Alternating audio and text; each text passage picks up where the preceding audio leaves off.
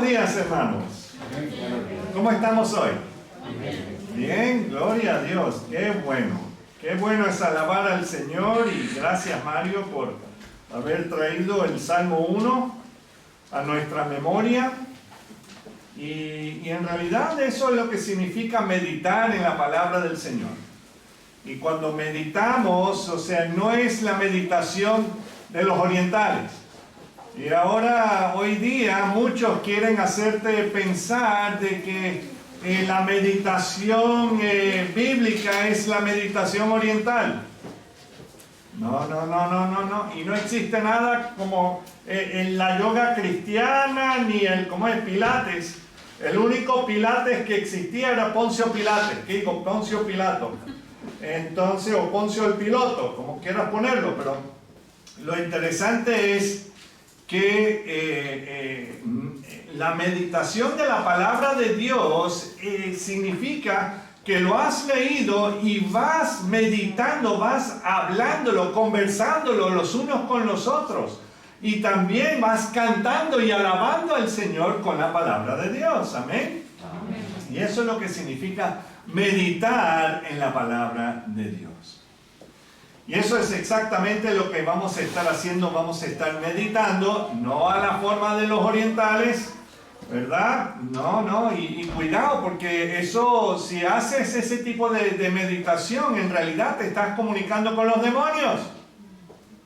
Por si no lo sabías, pero eso es exactamente lo que ocurre. Entonces, vamos a ponernos sobre nuestros pies y vamos a buscar el libro de Apocalipsis, el último libro del Nuevo Testamento o de la Biblia entera, Apocalipsis capítulo 2, y vamos a estar leyendo los versículos 8 al 11. Apocalipsis 2, 8 al 11. Dice la palabra de la manera siguiente, dice: y escribe al ángel de la iglesia en Esmirna, el primero y el postrero, el que estuvo muerto y vivió, dice esto: yo conozco tus obras y tu tribulación y tu pobreza, pero tú eres rico. Y la blasfemia de los que se dicen ser judíos y no lo son, sino sinagoga de Satanás. Versículo 10. No temas en nada lo que vas a padecer. He aquí, el diablo echará a algunos de vosotros en la cárcel para que seáis probados. Y tendréis tribulación por 10 días. Sé fiel hasta la muerte, y yo te daré la corona de la vida. El que tiene oído, oiga lo que el Espíritu dice a las iglesias. El que venciere no sufrirá daño de la segunda muerte. Vamos a orar. Señor, te alabamos, te bendecimos y te damos las gracias, Señor, por tu palabra. Y gracias, Señor, por este ejemplo que tenemos en esta iglesia en Esmirna, Señor. Que ellos te siguieron hasta lo último, Señor. Y ayúdanos a ser valientes, a seguirte hasta lo último.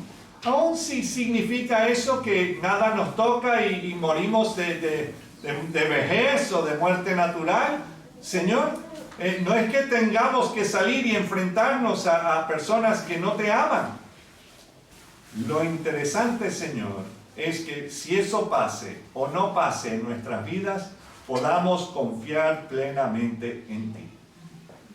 Y te pedimos, Señor, por la iglesia en Ucrania en este momento, los que son verdaderos creyentes en Cristo Jesús, Señor, déles la valentía que necesitan, Señor, de seguirte, de servirte, de ser luz y sal en cualquier circunstancia. Seas tú proveyéndoles lo que necesitan en el día de hoy. Y también todos los creyentes alrededor del mundo, de nuestros hermanos que están siendo perseguidos en distintas partes del mundo, como en Nigeria, Señor, y en otras partes, en la China, Señor, y en Rusia, en cualquier lugar del mundo donde se predica tu palabra, Señor, está siendo perseguida. Te pedimos que seas tú fortaleciéndoles en este día. Gracias, mi Dios, en tu precioso nombre. Amén. ¿Pueden tomar asiento? Y claro, cuando nosotros leemos la palabra de Dios, nos gusta por lo menos pararnos en honor a esa lectura, no a la persona que lo está leyendo. Entonces, por si acaso. Pero la semana pasada vimos la carta a los Efesios, ¿verdad? Y esta es la carta del Señor Jesús a los Efesios. Porque hay otra carta que escribió el apóstol Pablo a los Efesios. Pero esta es la que encontramos en Apocalipsis 2, del 1 al 7. Y lo interesante es que es la primera carta de 7 que Jesús les envió a 7 congregaciones que encontramos en el libro del Apocalipsis. Y hermanos, Apocalipsis no significa lo que tiene mucha gente en la mente, que Apocalipsis significa desastre, destrucción. Porque uno dice, el Apocalipsis, y todo el mundo... O sea, se empiezan a huir, porque no es huir, sino huir. Yo creo que eso significa más ímpetu en la huida, ¿verdad? Pero Apocalipsis significa revelación. Y no es revelaciones, sino revelación. Porque se está revelando ¿a quién? Al Hijo de Dios, a Jesús. La revelación del Mesías. En otras palabras, su segunda venida. Y todo lo que acontece para que eso ocurra. Y lo interesante es que estos 2 capítulos, el capítulo 2 de Apocalipsis y el capítulo 3 de Apocalipsis, nos está hablando de la época en la que vivimos ahora, la época de la iglesia. Y claro, Éfeso representa la iglesia, pero la iglesia primitiva, la iglesia en sus comienzos. Porque son 7 iglesias, pero no eran las únicas iglesias que existían en aquellos días. Había muchos más, ¿no? Estoy a punto de tocar la batería.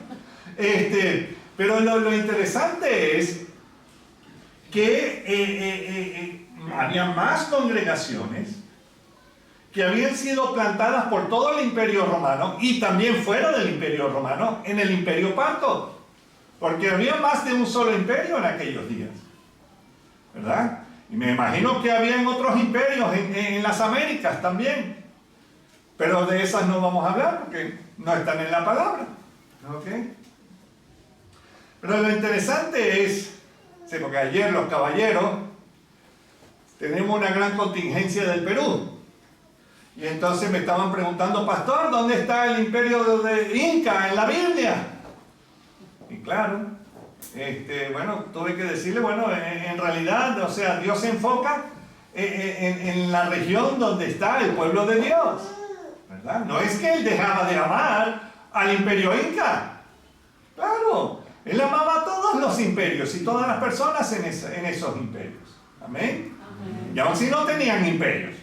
¿Ok? Como el imperio Olson.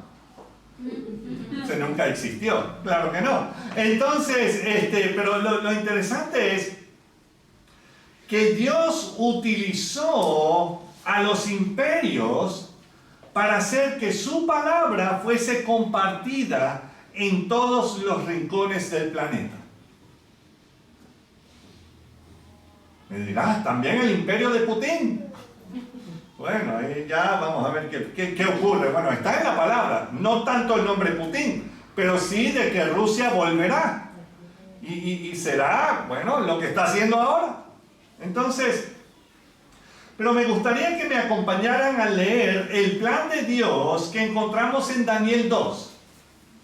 El plan de Dios que encontramos en Daniel 2. Y el profeta Daniel y el pueblo de Judá habían sido llevados en cautiverio por el rey Nabucodonosor y su imperio Babilonia, también conocido como los caldeos. ¿Okay?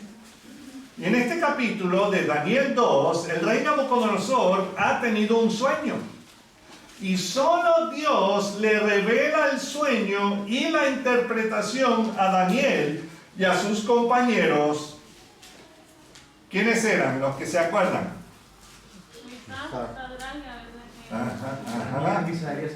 Ananías, Misael y Azarías, o sea, los nombres hebreos, ¿verdad? Y entonces, los que después serían arrojados al horno de fuego, ¿verdad? Por don Nabu en Daniel 3 por no haber adorado la estatua de oro que él había hecho. Entonces, imagínense, no es solamente que estos hombres alababan a Dios y de boquilla nada más, no. Ellos tuvieron que también poner su fe a valer. Y eso también nos toca a cada uno de nosotros, de poner nuestra fe a valer. Y entremos en Daniel capítulo 2 y vamos a leer los versículos 31 al 33. Y aquí vemos a Daniel hablando con Nabucodonosor, que antes quería matar a todos los sabios de la tierra porque no le querían dar ni el sueño ni su interpretación. Y vemos aquí el versículo 31, dice: tú, oh rey, veías, y he aquí una gran imagen, y esta imagen, que era muy grande, y cuya gloria era muy sublime, estaba en pie delante de ti, y su aspecto era terrible. La cabeza de esta imagen era de oro fino, su pecho y sus brazos de plata, su vientre y sus muslos de bronce, sus piernas de hierro, sus pies en parte de hierro y en parte de barro cocido. Y entonces hemos leído que el sueño consiste en una gran estatua con una cabeza de oro, el pecho y brazos de plata, sus muslos de bronce y las piernas de hierro, y después los pies son muy peculiares porque son una mezcla de hierro y barro cocido. ¿Cuántos han intentado mezclar hierro con barro cocido? Bueno, yo sé que yo nunca lo he hecho, pero imagínense, tratar de hacer eso. ¿Cuántas obras de arte has visto con eso? Oh sí, yo estaba pensando en este monumento de hierro y barro cocido. ¿Cuándo? Nunca. ¿Hierro con cemento? Posiblemente. Pero barro cocido, no lo creo. Y entonces es algo que no se pega. Y pensando como el ingeniero que es mi esposa, no yo. O sea, estoy pensando como Mercedes, no como Marlon, ¿verdad? Podemos darnos cuenta que el fundamento de esta estatua es pésimo. Es pésimo. ¿Quién va a construir algo usando barro y hierro? Y luego que vienen todos esos metales más. Bueno, entonces sabemos que no es fuerte. Es muy débil. Y leemos en los versículos 34 y 35. Sigue Daniel explicando el sueño que había tenido Nabucodonosor. Dice: estabas mirando hasta que una piedra fue cortada, no con mano, e hirió a la imagen en sus pies de hierro y de barro cocido, y los desmenuzó. Entonces, fueron desmenuzados también el hierro, el barro cocido, el bronce, la plata y el oro, y fueron como tamo de las eras del verano, y se los llevó el viento sin que de ellos quedara rastro alguno. Mas la piedra que hirió a la imagen fue hecha un gran monte que llenó toda la tierra. O sea, leer esto decimos: ajá, wow, eso sí que era un sueño.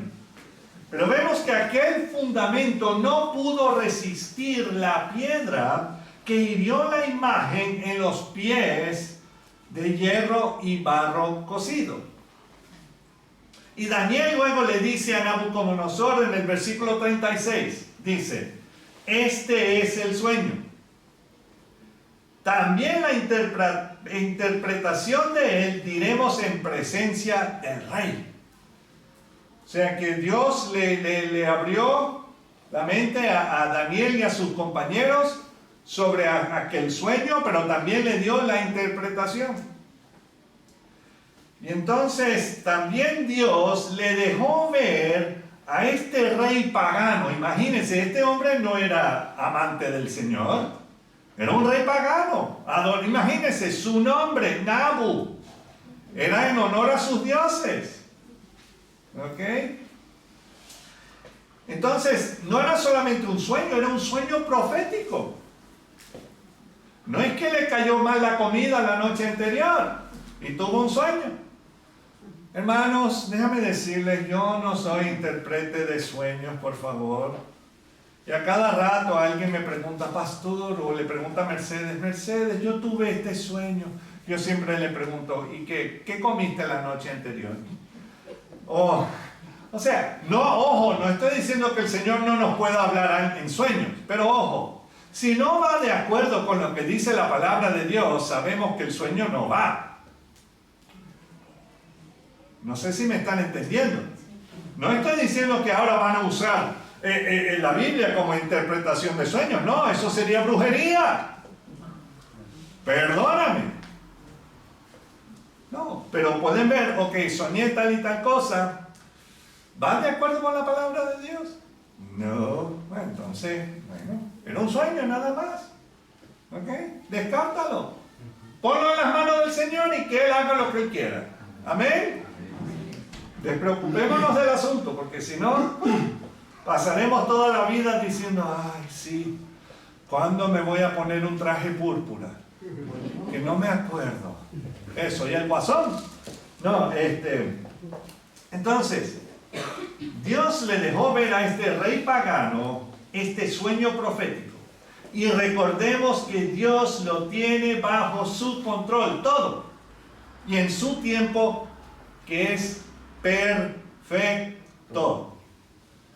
A lo mejor no es cuando yo quiero las cosas. Muchas veces no es cuando yo las quiero. Y está bien. Es cuando el Señor lo quiere. Y eso es lo que cuenta. Entonces, no perdamos más tiempo. Vamos a leer los versículos 37 y 38 ahí de Daniel 2. Dice, tú, oh rey, eres rey de reyes. Pero yo pensaba que Dios es rey de reyes. Sí. Pero aquí vemos, ese era el título porque él era el jefe o el rey sobre un imperio, donde antes existían más reyes. Por eso se le considera el rey de reyes, porque ellos estaban también ahí con él en el salón donde tenía el trono. Tenían otros tronos donde se sentaban los demás reyes, claro, de menor estatura, por supuesto. Me imagino que tenían que usar una escalera para llegar al trono de Don Nabu. Pero bueno, ahí dice Daniel, tú, oh rey de reyes, porque el Dios del cielo te ha dado reino, poder, fuerza y majestad. ¿Quién fue el que le dio eso a Nabucodonosor? ¿Su papá Nabopolassar? No, Dios. Y Dios es el que, así como hemos hablado durante los caballeros ayer, estábamos hablando que el Señor pone y quita reyes. Es el Señor que pone estas cosas. Ahora bien, ¿significa que nosotros debemos sentarnos ahí calladitos si están haciendo injusticias, o sea, especialmente promocionando el aborto y hasta infanticidio y cosas así? No. Nosotros estamos aquí para ser luz y sal en la tierra. Y cuidado, un poquito de ají también, ¿me entienden? Pero es para que se den cuenta de que todavía el Señor es el Señor de la creación. Y Él ama la vida, y Él ama la vida de los seres humanos. Y así es como debe ser. Pero bueno, ahí seguimos, versículo 38, y donde quiera que habitan hijos de hombres, bestias del campo y aves del cielo, Él los ha entregado en tu mano y te ha dado el dominio sobre todo. Tú eres aquella cabeza de oro. ¡Oh! Imagínate, don Nabucodonosor tan humilde. Oh sí, ese soy yo. Cuando le dijo que tú eres esa cabeza de oro, me imagino, sí, ay, gracias, yo no sabía. Ay, qué lindo eres, Dani. Sí, Dani, qué lindo. No, por supuesto, claro que soy la cabeza de oro. Ese soy yo. ¿Me entiendes? Entonces, imagínense. Don Nabu, bueno, pues.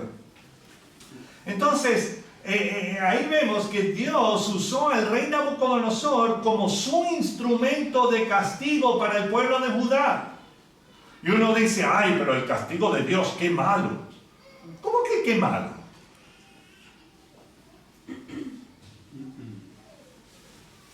Lo habían desobedecido de varias maneras. Y en realidad, cuando el Señor nos castiga porque nos ama. Porque no quiere que nosotros nos autodestruyamos.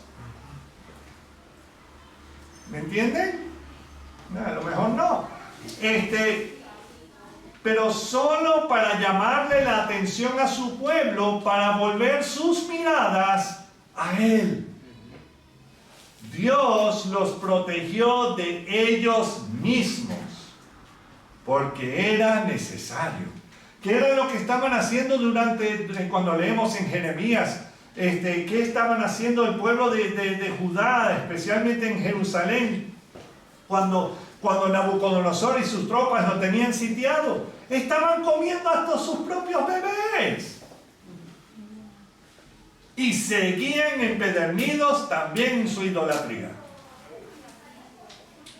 Entonces, hermanos, yo creo que el Señor, a pesar de que sí, suena terrible, pero el Señor los libró de ellos mismos, de su propia maldad, al sacarlos de ahí y llevarlos a un lugar aún más idólatra, para que se dieran cuenta. Claro, no todos se dieron cuenta, pero bueno, Daniel sigue explicando en los versículos 39 y 40 y dice: después de ti se levantará otro reino inferior al tuyo. Muy importante eso. Es que tú eres, como dicen por ahí, la creme de la creme, ¿verdad? Tú eres, bueno, pues crema y nata. El otro, bueno, no sé, es la cremallera, yo no sé, no, pero él le está diciendo, no, el que viene después no es inferior a ti. Ah, muy bien, sí me gusta, ¿verdad? Entonces, dice, otro reino inferior al tuyo, y luego un tercer reino de bronce, el cual dominará sobre toda la tierra. 40. Y el cuarto reino será fuerte como hierro, y como el hierro desmenuza y rompe todas las cosas, desmenuzará y quebrantará todo. Entonces, el próximo elemento después del oro, vemos que el pecho y los brazos eran ¿de qué? De plata. Y se refiere al imperio medo-persa, que dominó desde Etiopía hasta la India. Es bastante tierra, y llegó hasta Grecia. Entonces, es bien interesante leer acerca del imperio persa. Luego el tercero de bronce fue el joven Alejandro el Magno. ¿Qué digo? Alejandro Magno, ¿verdad? Que era de Macedonia, que no se come, ¿ok? Macedonia está al lado de Grecia, ¿ok? Que fue en realidad del imperio griego. Y luego de su muerte, su imperio fue dividido entre 4 de sus generales, que pasaron el resto de sus vidas y el de sus descendientes en guerras. O sea que la guerra no es nada nuevo, por si acaso. Y después de los griegos llegaron los romanos, que dominaron a todos los pueblos que rodeaban el mar Mediterráneo. Imagínense, ellos llamaban el mar Mediterráneo el Mare Nostrum. O sea, básicamente ese es nuestro pantanito. ¿Ok? Entonces, y los romanos eran las 2 piernas de hierro. Y a la medida que iban pasando los siglos de su imperio, se dividió en 2. Por eso lo de las piernas son 2 piernas. Porque había un lado occidental y un lado oriental del imperio romano. No voy a entrar en tanta historia para no aburrirle. Ya veo que ya han cambiado el canal. Ok. Entonces, Dios utilizó a estos imperios para hacer que su palabra fuese compartida en todos los rincones del planeta. Qué interesante que Daniel dice que ese tercer reino de bronce dominará sobre toda la tierra. ¿Cuál es el pensamiento que ha dominado la tierra, por lo menos la tierra occidental, por todos estos siglos? Un pensamiento griego, ¿verdad? Greco-romano, ¿cierto? Entonces, lo interesante es, Dios usó al imperio babilónico para mostrar su poder entre las naciones. Y al leer las páginas del profeta Daniel, vemos cómo Dios le habló al rey Nabucodonosor y a sus descendientes. El imperio medo-persa le abrió las puertas al pueblo de Israel para que volvieran a Jerusalén para reconstruir el templo y también las murallas de la ciudad. Y luego el imperio griego trajo a todo el mundo un idioma único, en la cual se tradujo la palabra de Dios, tanto el Antiguo Testamento como el Nuevo Testamento, al griego. Y el imperio romano unió a todo su imperio con las carreteras sobre la cual o las cuales la palabra de Dios fue llevada. O sea que a pesar de que estos imperios no amaban a Dios ni a su palabra, Dios las usó. ¿Estamos entendiendo un poquito? Ahora bien, como les dije, no estoy diciendo que los imperios fuesen amantes de la palabra de Dios ni tampoco de sus enviados. Jesús nos dijo: he aquí, yo os envío como a ovejas en medio de lobos. Gracias, Señor. Ovejas en medio de lobos, sed pues prudentes como serpientes y sencillos como palomas. Y seréis aborrecidos de todos por causa de mi nombre. Bienvenidos a la iglesia El Shaddai, donde todos serán aborrecidos por todo el mundo por el nombre de Jesús. Bienvenidos. ¿Verdad que es una buena plataforma para poner ahí en nuestra página de la web, verdad? Bienvenidos para ser aborrecidos. ¡Hey! Pero básicamente el Señor Jesús nos está diciendo esto. Pero sigue más: el que persevere hasta el fin, éste será salvo. Hay una razón. Hay una razón, hermanos. La iglesia del Señor Jesús ha estado atravesando esta persecución por casi 2000 años. Y lo interesante notar es que esta carta a la iglesia en Esmirna se trata de la iglesia perseguida. La iglesia perseguida. Y con esto en mente, ahora sí vamos. Apocalipsis capítulo 2. Apocalipsis 2, 8.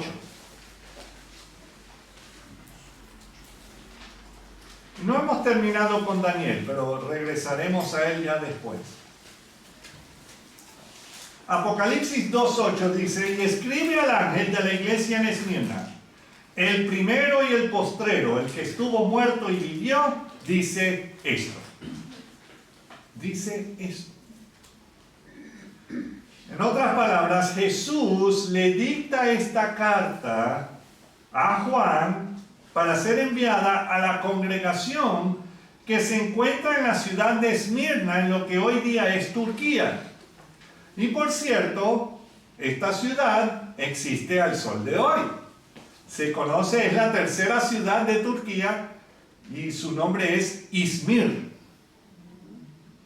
Y es una ciudad donde entran y salen barcos y todo lo demás, o sea, tiene un puerto ahí, bien interesante. Pero lo que más llama la atención es que la palabra Esmirna significa mirra. Mirra, o sea, ¿se acuerdan lo que trajeron los reyes, verdad, al Señor Jesús?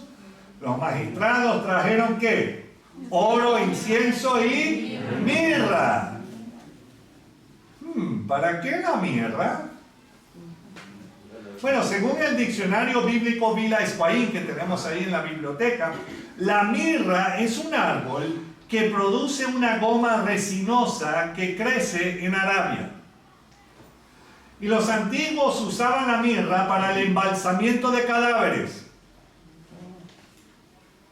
Es interesante que los magistrados traerían mirra. Bueno, sí, a lo mejor hablando acerca de su muerte, que sí, es verdad, Jesús vino para morir por cada uno de nosotros. Pero también acuérdense que era un bebé, y ellos iban a tener que ir a Egipto, ¿verdad? Y tenían que hacer ciertas cosas, o sea, el Señor planificó todas estas cosas, y yo no dudaría que usaban la mirra como mi mamá usaba Vicks Vaporub conmigo. Todo se cura con Vicks Vaporub.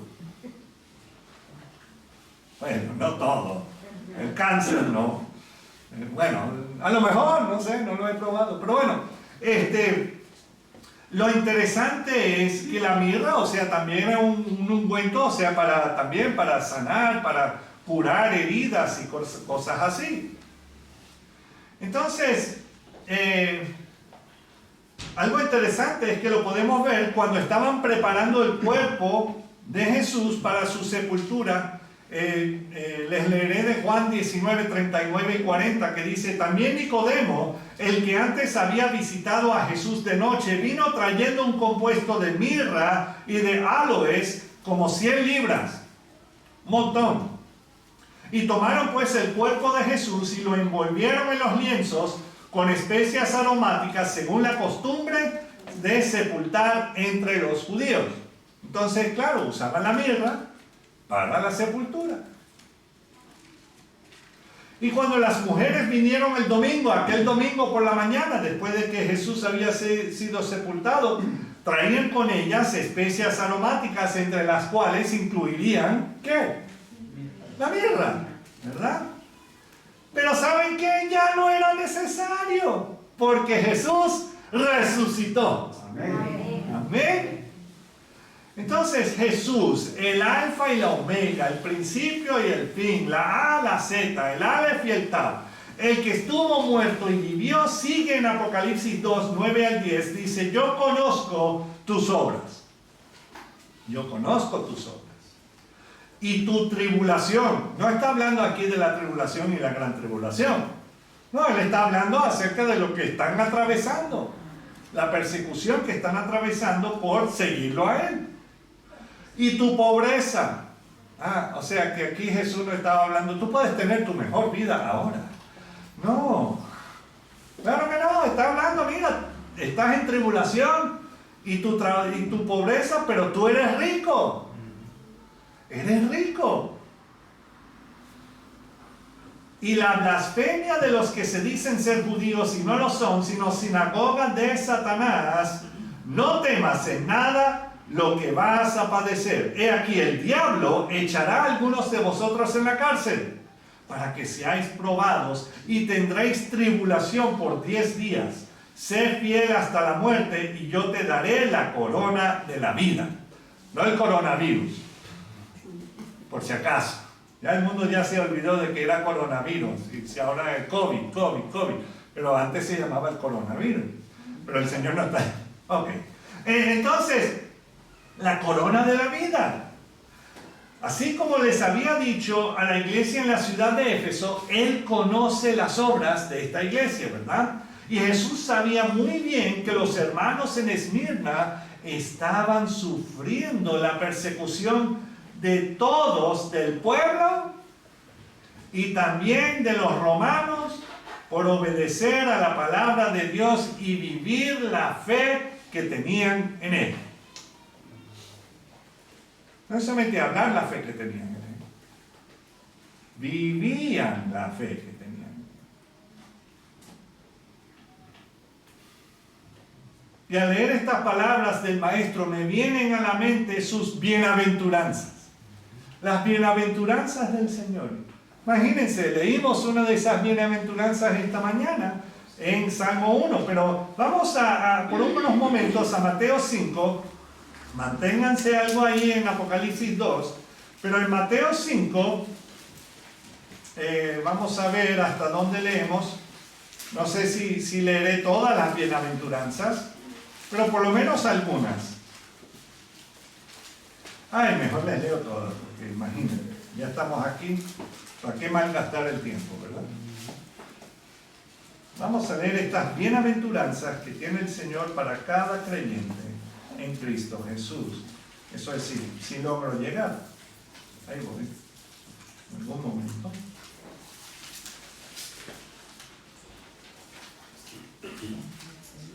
Ok. Aquí vemos Mateo 5. Vamos a hablar de leer del 2 en adelante. Dice: y abriendo su boca les enseñaba diciendo: bienaventurados los pobres en espíritu, porque de ellos es el reino de los cielos. Bienaventurados los que lloran, porque ellos recibirán consolación.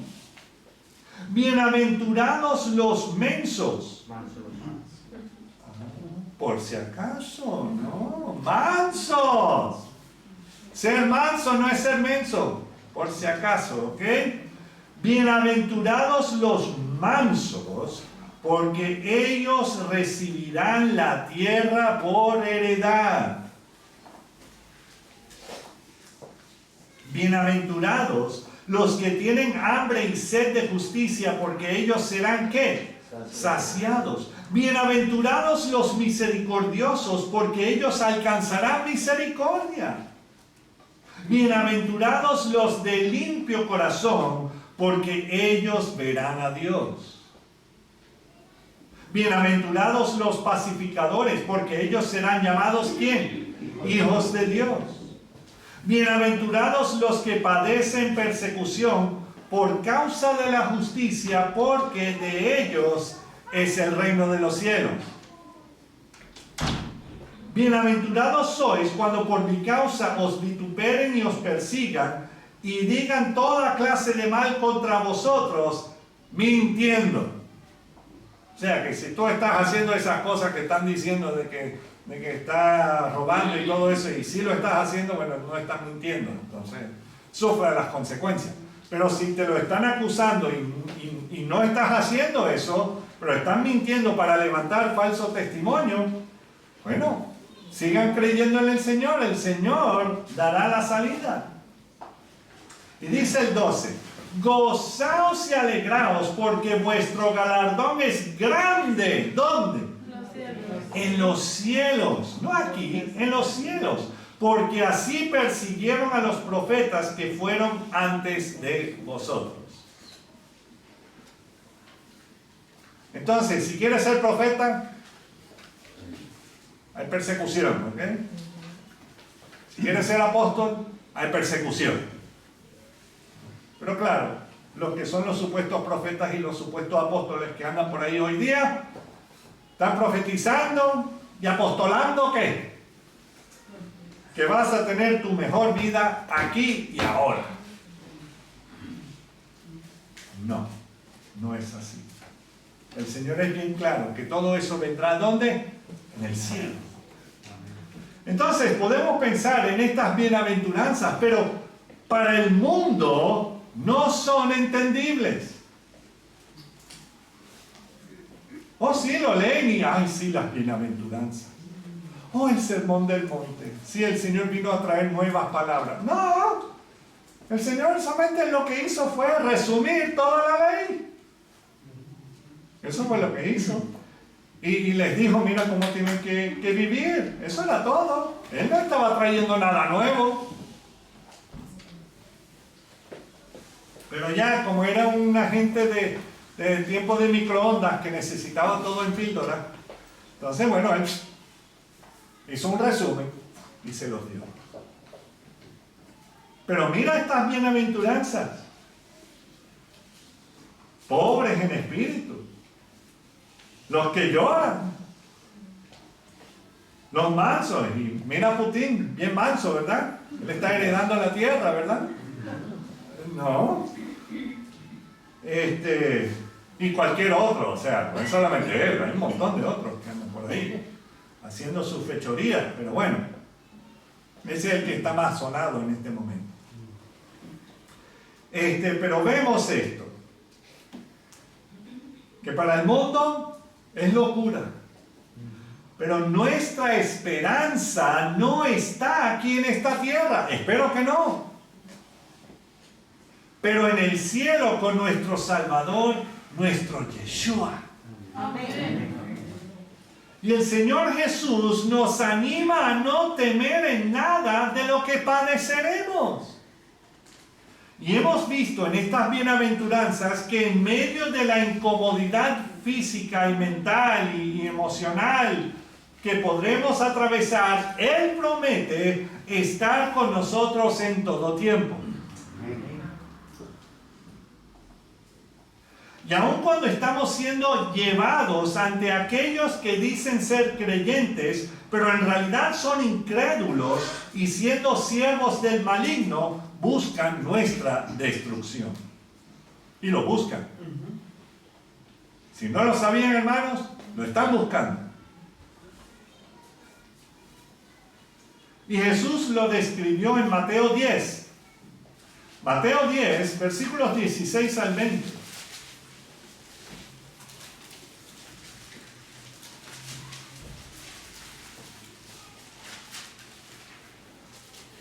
Y dice, he aquí yo os envío como ovejas en medio de lobos.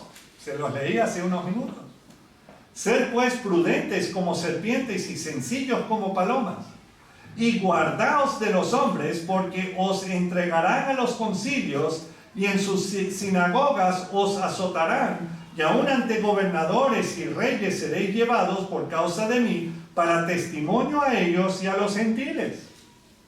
Mas cuando os entreguen, no os preocupéis por cómo o qué hablaréis, porque en aquella hora os será dado lo que habéis de hablar, porque no sois vosotros los que habláis, sino el Espíritu de vuestro Padre que habla en vosotros. Y claro, viene 2 versículos más, que no iba a leerlos, pero vamos a añadir la ñapa aquí.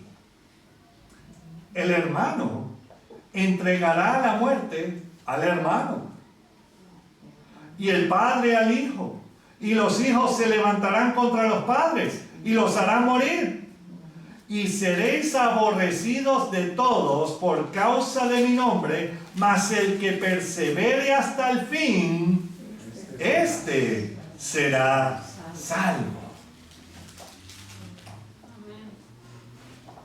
Hermanos, esto es lo que viene. Yo sé que duele y posiblemente dolerá más cuando ocurra. Y para algunos ya está ocurriendo.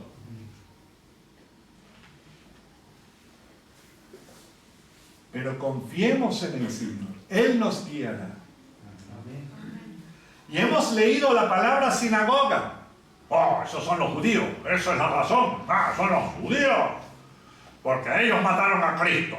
Como dice tanta, y eso, mira, déjame decirles quiénes mataron a Cristo. Bueno, ya. Okay. Parece que alguien ya tiene hambre. Ya, pastor, ya todo. Vámonos. Sí, ya. Y eso que no he quitado las plumas del pollo, pero bueno. Ya se me fue lo que iba a decir. Pero tengo que esperar que el Espíritu me diga exactamente lo que tengo que decir ahora. No, lo interesante es que sí, ¿quiénes mataron a Jesús? Todos nosotros. Nosotros pecamos, por cuanto todos pecaron, están destituidos de la gloria de Dios. Pero el Señor Jesús es ese gran regalo, ¿verdad?, que murió en nuestro lugar. Por amor. Amén. Por amor. Entonces eran los judíos, los romanos, los peruanos, porque me hicieron la vida difícil ayer. No, estoy echando broma. Los colombianos, ¿verdad? Los españoles, los venezolanos. ¿Quién me falta? Los ecuatorianos. Sí, exacto, los dominicanos. Los puertorriqueños. ¿A quién más puedo ofender? ¿Quién más? Bueno, no hay ninguno de ellos aquí, pero déjame decir, los bolivianos, por si acaso hay uno aquí metido y no lo sé. No, estoy echando broma. Pero lo interesante es que Él murió por todos. Nosotros fuimos los que crucificamos al Señor Jesús. Entonces, hemos leído la palabra sinagoga y sabemos que durante los días de la iglesia primitiva, justo antes de la conversión del apóstol Pablo, él perseguía a los del camino, que después serían conocidos cristianos, y los metían en la cárcel y los mataba en algunos casos. Y aquí vemos a Jesús hablando acerca de esto, ya después, o sea, hablando de la sinagoga de Satanás y todo esto, ya, y diciendo de que dicen que son judíos, pero no lo son. Pero ¿cuándo lo está diciendo? ¿Cuándo se lo está enviando a Esmirna? Tenemos que recordar que ya el templo en Jerusalén había sido destruido 30 años atrás, en el 70. Y esta carta está escrita alrededor del año 95. O sea que mi matemática a lo mejor no está ahí, pero ha pasado un tiempo. Entonces no había templo. Y por ende el lugar para hacer los sacrificios, para que puedan ser perdonados los pecados, ya los judíos tenían que reinventar el judaísmo. Por eso que el judaísmo que se practica hoy día, solamente para que lo tengan bien claro, no es el judaísmo de la Biblia. No es el judaísmo de Moisés. ¿Por qué? Porque no ha existido un templo por ya 2000 años casi. No hay lugar donde puedan hacer el sacrificio. Entonces se tuvieron que reinventarse el judaísmo. Y hermanos, oremos por el pueblo de Israel. Oremos por los judíos, por los hebreos. ¿Por qué? Porque necesitan reconocer a su Yeshua, el que los salvó. Pero andan cegados, hermanos. Y cuando vayas a hablar con ellos, cuando vayas a conversarles y compartirles el amor de Dios y hablar de Jesús, mejor no le diga que quieres hablarles de Cristo, porque por tantos siglos han sido llevados a los hornos y matados por cuantiosas personas en nombre de Cristo. ¿Ok? Solamente un dato.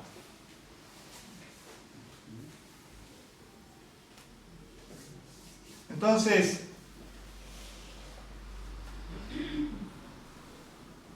se tuvieron que reinventar el judaísmo y entonces en realidad ahora son los imperialistas romanos en el tiempo de esa iglesia en Esmirna los que están combinando las creencias bíblicas con pensamientos mundanos y paganos, que lo veremos aún más en la próxima carta, la carta de la iglesia de Pérgamo.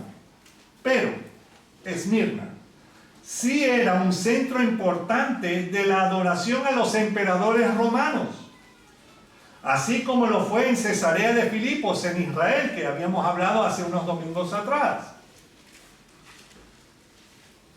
Y si una persona no echara una pizca de sal perfumada al altar al César para ser quemado en su honor, no podrían unirse a los distintos gremios, o sea, ya no podían ser taxistas. Bueno, a lo mejor tenía un camello de doble joroba, no sé, y eran taxistas, yo no sé, pero ya no podían hacerlo. Porque al no hacer eso, y eso significa adorar al César, hacer algo tan sencillo como eso, ay, nadie se va a dar cuenta. Y entonces no podrían unirse a los distintos gremios para así poder trabajar, ni tampoco comprar en Esmirna. Sería como si para octubre 12, aquí en Zaragoza, si ninguno de nosotros fuésemos allá, al centro de la ciudad, a traerle flores a aquella demonia, sí, lo dije, vamos a suponer que entonces nos encerrarían, o no podríamos, ya sería como el pasaporte COVID. Ah, no traíste flores. Bueno, ya este año ya, o sea, no tienes derecho a entrar a los lugares para comer ni nada de eso. ¿Les parece? Y ojo, también adoraban a Cibeles en Esmirna. Por eso el Señor hace tanto hincapié en cuanto recibirás la corona. Corona. Porque ellos adoraban a Cibeles con coronas. Pero coronas de flores y lirios y qué sé yo. Pero el Señor le está diciendo a la iglesia en Esmirna que no, yo les daré coronas de vida. O sea, cada una de estas cosas tiene que ver mucho con el lugar donde están estas distintas iglesias, que ellos iban a entender lo que el Señor está refiriendo. Bueno, para el creyente en Cristo Jesús, el poder vivir en Esmirna y seguir fielmente al Señor era casi imposible. Aquí es donde debemos tomar una decisión importante. Permanecer en aquella ciudad o buscar otro rumbo. Pero para muchos esto no era una decisión fácil porque las constantes persecuciones por parte de los emperadores romanos en contra de la iglesia del Señor Jesús los paraba. El Creador y Salvador le advierte a los hermanos en Esmirna que tendráis tribulación por 10 días. Ah, bueno, muy bien, 10 días. Bueno, en realidad se está refiriendo a 10 épocas o etapas en el tiempo de los emperadores romanos que iban a sufrir persecución severa contra la iglesia. Y algunos piensan, al igual que el pastor, que se trata de las 10 persecuciones importantes por parte de los distintos emperadores romanos en la historia del imperio después que esta carta les fue escrita a la iglesia en Esmirna. Algunos piensan que Nerón era uno de ellos. Sí, él fue fuerte, pero esta carta fue escrita en los 90. ¿Por qué el Señor va a ir atrás a mirar otras cosas? No, siempre está mirando hacia adelante, ¿verdad? Porque si no, hubiese hecho en el sueño de Nabucodonosor, hubiese hecho algo más largo, porque entonces tendría que incluir ahí a los egipcios, a los asirios, ¿verdad? A otros imperios que existieron. A los hititas, o sea, un montón. Pero no, el Señor es desde el punto donde estamos ahora hacia adelante. Y eso es lo que el Señor hace en nuestras propias vidas. Venimos ante Él y ¿qué pasa? Todo el pasado, ¿qué? Ya son todas hechas nuevas. De ahí en adelante. ¿Amén? Amén. Entonces, ya dirán, sí, pastor, ya lo sabemos. Vámonos. Entonces, vemos que algunos piensan que esto acabó con el emperador Constantino. Ojo, Constantino no fue cristiano. Él no fue el primer emperador cristiano, no. Lo que pasa es que él tenía un problema. Tenía tantos esclavos y ya los esclavos ya estaban haciendo sus cosas para tumbar el gobierno. Entonces él dijo, bueno, vamos a darle a todos. Habían 3 religiones grandes en el imperio en aquel momento. Los cristianos, había otro que se llama los mitras, y otro que eran los que adoraban al dios Sol. Y eso era lo que adoraba Constantino, al dios Sol. Y entonces por eso hizo que domingo fuese el día de descanso para todo el imperio. Porque esas 3 religiones tenían algo que ver con el domingo. Entonces por eso. No es porque el domingo es lo que Dios quiere que nosotros nos reunamos. No. Él todavía quiere que nos reunamos el sábado, pero el apóstol Pablo también dijo que nadie os juzgue por día en que vamos a reunirnos para alabar al Señor. Algunos tienen que trabajar los sábados, por eso no nos reunimos los sábados, nos reunimos el domingo. En China algunos se reúnen los martes, porque los otros días, o sea, para que entendamos, hermano. ¿Ok? Ya lo confundí más de la cuenta. Ahora, el Señor le promete a esta congregación en Esmirna que sean fieles hasta la muerte y yo te daré la corona de la vida. Y el versículo 11 dice, el que tiene oído, ¿cuántos tenemos oído? ¿En qué funciona? Por lo menos Alex tiene uno. ¿Ok? Oiga lo que el Espíritu dice a las iglesias. El que venciere no sufrirá daño de la segunda muerte. No habla nada de la primera muerte. Ahí, bueno, algunos serán muertos y todo ese asunto. Pero la segunda muerte, no. Estaremos con el Señor, gozando de la vida eterna. Amén. Y leemos en Daniel 2, 41 en adelante. Dice, y lo que viste de los pies y los dedos en parte de barro cocido de alfarero y en parte de hierro, será un reino dividido, mas habrá en él algo de la fuerza de hierro, así como viste hierro mezclado con barro cocido. Versículo 42. Y por ser los dedos de los pies en parte de hierro y en parte de barro cocido, el reino será en parte fuerte y en parte frágil. Así como viste el hierro mezclado con barro, se mezclarán por medio de alianzas humanas, pero no se unirán el uno con el otro, como el hierro no se mezcla con el barro. ¿Qué es lo que estamos viendo hoy día? Muchas alianzas de distintas clases, ¿verdad? Pero en realidad no se están juntando mucho, aún dentro de los propios países. Y aquí el diablo, el anticristo y el falso profeta tendrán a la tierra engañada por 7 años. Porque va a haber 10 reinos. Y todos van a ser reinados por el anticristo, por la bestia. Y luego vemos en los versículos 44 en adelante, vemos que Jesús, la roca eterna, volverá para establecer su reino de 1000 años sobre esta tierra. Dice el 44, y en los días de estos reyes, el Dios del cielo levantará un reino que no será jamás destruido, ni será el reino dejado a otro pueblo. Desmenuzará y consumirá a todos estos reinos, pero él permanecerá para siempre. De la manera que viste que el monte fue cortada una piedra, no con mano, la cual desmenuzó el hierro, el bronce, el barro, la plata y el oro.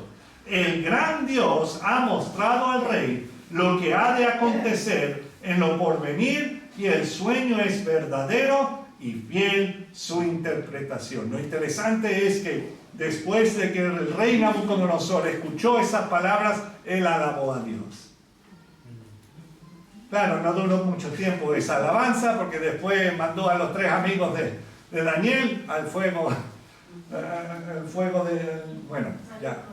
al horno de fuego. Sí, ya se me bajó el azúcar. Entonces, pero el detalle es lo siguiente, hermanos. Que esta iglesia, Esmirna, fue perseguida, fue maltratada. No estaba gozando de un crecimiento, como llaman el igle crecimiento, y teniendo miles y miles de creyentes, no. Siempre era pequeña, pero fuerte en el Señor. Porque claro, no tenían otra cosa. A lo mejor se convertían y ya los mataban o para la cárcel. ¿Me entienden? Por eso el Señor tampoco les puso más carga de lo que ya tenían. Por eso los animaba. Y Él nos anima a todos, cualquiera que sea la carga que llevamos, de dejarle a Él las cargas. Y no para volver a retomarlas cuando salgan de la puerta. No, déjanselos al Señor. Hemos leído que nuestra propia familia posiblemente nos dé la patada. Imagínense, si no tenemos buen ejemplo, mira Caín y Abel. Bueno, no es difícil pensarlo. Por eso tenemos que aferrarnos a nuestro Padre Celestial y dejar que Él nos cubra. Dejar que Él haga lo que tenga que hacer con nuestros hijos, con nuestros nietos, con nuestros sobrinos, con nuestros, lo que tenga que hacer con nosotros mismos. Y los que hemos creído en el Rey de Reyes y el Señor de Señores, volveremos con aquellos hermanos de la iglesia en Esmirna para reinar juntamente con Él, porque dice que bienaventurados los mansos, no los mensos, los mansos, porque de ellos serán o heredarán